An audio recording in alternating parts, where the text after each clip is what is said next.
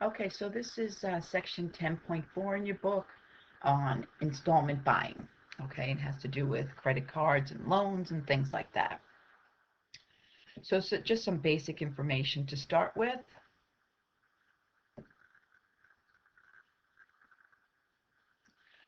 A fixed loan is one in which you pay a fixed amount of money for a set number of payments, like college tuition loans, loans for cars, boats, appliances. They're generally paid 24 months, 36, equally payments. An open-ended installment loan is a loan in which you make variable payments. An example of that would be a credit card. It doesn't end until you've paid it off. Uh, the law requires that the lending institution tell the borrower two things: the annual percentage rate, which we're going to use a chart to find, is the true rate of interest charged for the loan. The finance charge is the total amount the money the borrower must pay for borrowing the money, interest plus the additional fees charged. The total installment price is the sum of all the monthly payments and the down payment, if any. We're going to use this chart right here, and that's why I'll load on, well, this is in your book, the annual percentage rate, but if you don't have it, I'll put the PowerPoints up so that you can use this chart to do your questions. So the first question says, Kristen wishes to purchase new window blinds for her house at a cost of $1,500. The home improvement store has an advertised finance option, no payment down, 6% APR for 24 months. So determine how much with all of that would be her finance charge. So that's just going to be, we're going to go to our chart, and we're going to look at 6% for 24 months. So we go to this chart, we go to 6%, 24 months, and you can see they have it circled here, the 6.37. That's going to be the amount charged per $100 financed. So she's charging, she's doing $1,500. So if you do $1,500 divided by 100, she's doing $1,500 payments, so $100. So it would be 15 times that 6.37, because it's 6.37 for every $100. So she's doing 15. So her finance charge is going to be $95.55. That's going to be how much it's going to cost her. So to determine her monthly payments, you're going to take the 1500, add the 95.55, and divide by how many payments she's going to make, and she's going to make 24. And when you do that, her payments each month are going to be $66.48.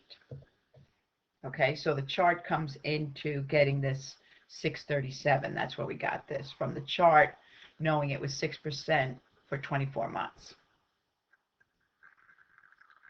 So on the next question,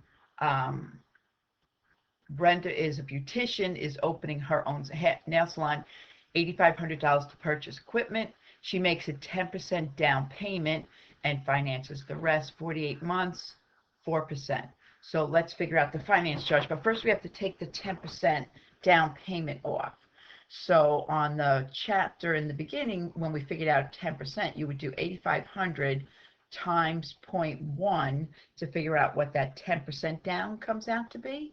And that comes out to be $850. So I'm going to take 8,500 and I'm going to subtract the 850 because that's how much she's financing, and so she's financing 7650. Okay, so she's financing 7650. If I divide that by 100 to figure out how many hundreds it is, it would be 76.5. Okay, so now I go to my chart, 48 months, 4%. So I go over here, 4%, 48 months, it's $8.38 for every 100. So it would be 76.5 times 8.38, and so her finance charge is going to come out to be $641.07 if I multiplied 76.5 times 8.38. I get $641.07. Okay, so to determine the monthly payment, I'm going to take how much she's financing, which was the 7650. I'm going to add her finance charges, which was 641.07, and divide it by how many payments she's making over the course of her loan, and that comes out to be $172.73. That's how much they're going to charge her per month.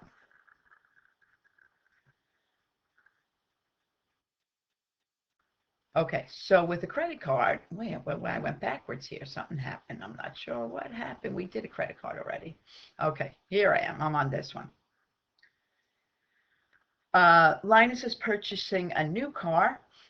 He sells for, so in this one's a different one because we're going to determine the APR. Okay, so the new car sells for $19,481, including tax and fees. He receives $8,000 as a trade-in on his old car and uses the money as a down payment. So that's the down payment he's going to use. Lion finances the balance. This is what he's going to finance through the dealership, and is told that his monthly payment is going to be this. Determine the finance charge. Okay, so he's paying $8,000 because that's what he's getting on his trade-in. Plus, he's going to make 36 payments of $341.11. So that's how much he's given. Whether this was his down payment or used for the car, whatever it is, that's how much he's giving them. So he's giving them $20,387.96 if you multiply these two and add it to 8,000. So if that's the month he's giving, that's the amount that he's giving them, but the car only costs $19,481, then his finance charge that he's being charged is $906.96. Okay, so this was the down payment. This is how many payments he made. This is his payment. So that's what he gave them. This is the cost of the car. So that must be the finance charge. So that's part A. Okay, so now how do we figure out what the APR is?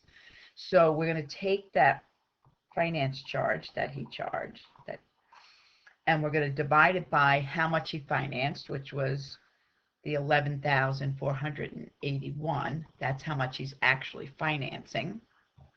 I'm going to times it times 100, so it's 7.89 or 7.9%. That's how you determine the APR. The finance charge divided by the amount that he financed. Okay, repaying an installment loan early. By paying off a loan early, one is not obligated to pay the entire finance charge. The amount of the reduction of the finance charge from paying off a loan is called the unearned interest. Two methods, and obviously we're only going to look at the one, are used to determine the finance charge you can repay. The actuarial method uses the APR, and this one says it's outlawed, so obviously we're not looking at this one. We're going to use this formula. Okay, so here's the formula. How much unearned interest is left on the loan when we want to pay it off is the number of monthly payments left, what our monthly payment is, the value. This value is going to come from the table of the value of the remaining payments. Okay, so here's an example. Tino borrowed $9,800 to purchase a classic 1966 Ford Mustang. The APR is 7.5. There are 48 payments of $237. Instead of his 30th payment of his 48 payment loan, Tino wishes to finish paying it off. So he has 18 payments left, okay, when he decides he's going to pay it off. So there's unearned interest that he doesn't have to pay. So in order to figure it out, he has 18 payments left because it was the 48 minus the 30. This was the payment.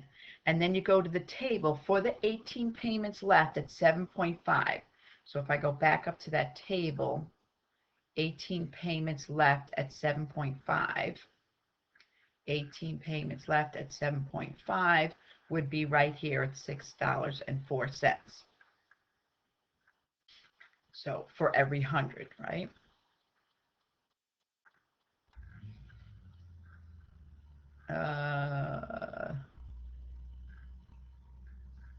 Sorry.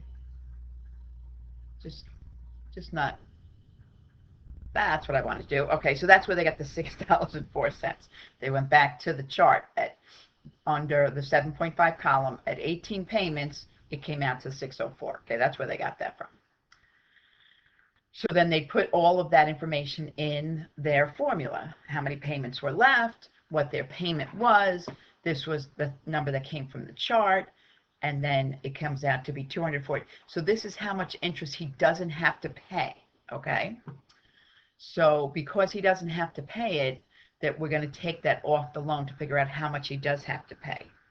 So he has 18 payments left of $237. So this is what his payment, his balance is, minus the interest that he doesn't have to pay. So this is how much is left.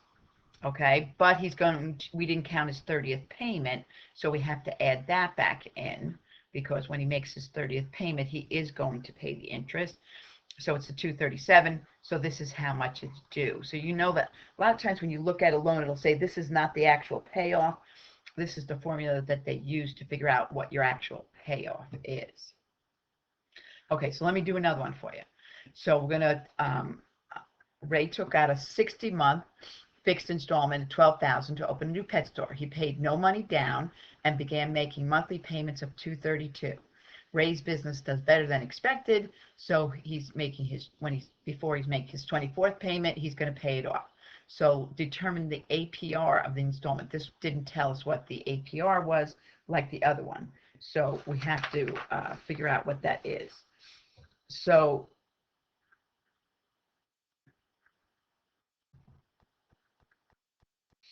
to figure out what that is, we have to figure out how much interest he actually paid. So he paid, he's making 60 payments at $232, and that comes out to be $13,920. Minus the $12,000 that he borrowed, that means that the interest that he's paying is $1,920. So you divide that by how much, add an extra zero there, sorry, how much money he actually borrowed, and that comes out to be 16%. That's not the APR though. We have to go back to our chart and figure out. So we're going to use the 60 and the 16. So we got to go back up to this chart. And what you do is you go to this 60 and you go along until you see something close to, as close as you can to 16. This one actually comes out to be exact. But if it, like, let's say it was 15, then I probably would have picked this one because it's closer. Okay, but this one came out to be 16. So I come up here, so my APR is 6%. Okay, that's how you figure out what the APR is in this type of question. So the APR is, again, coming from this chart, this would have been 6%. Okay, how much interest does he pay by saving to pay off this loan early? I'm going to stop this right now, and I'll come back and do part B on the next video.